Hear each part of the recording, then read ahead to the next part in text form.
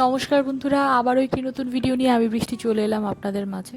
তো অনেকেই এই জায়গাটা দেখে বুঝতে পারছেন, এটা হচ্ছে একটা শ্মশান। তো পরিবারের সবাই মিলে এসেছি, কারণ গতকালকে আমার কাকা শ্বশুর মারা গেছেন। শুধু আমার মেয়েটাকে ওর ঠাম্মির কাছে বাড়িতে রেখে এসেছি। যেহেতু পরিবারের একটা ব্যাপার, আমার বিবেকে বাঁধলো যে সব কিছু ভিডিও করে ইউটিউবে ছাড়তে। এতটুকু দেখেই আপনারা বুঝে নিন। তো আমাদের দাহ টাহ করা কমপ্লিট হয়ে গেছে। আমরা সবাই স্নান করব বলেই গঙ্গার ঘাটে নেমেছি।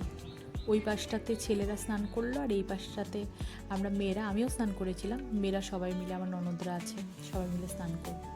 তো সব কিছু কমপ্লিট হওয়ার পরে আমরা গাড়িতে উঠে গেলাম। যেই গাড়িতে কাকা শ্বশুরকে নিয়ে এসেছিলাম ওই গাড়িতেই উঠে গেলাম।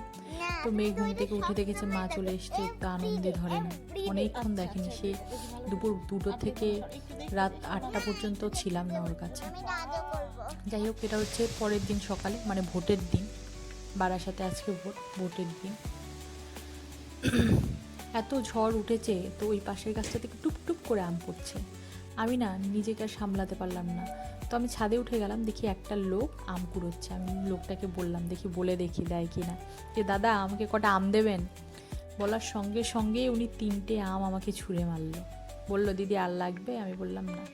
যাই হোক, আমি খুশি হয়ে নিচে নেমে বললাম সকালবেলা কি খাবো।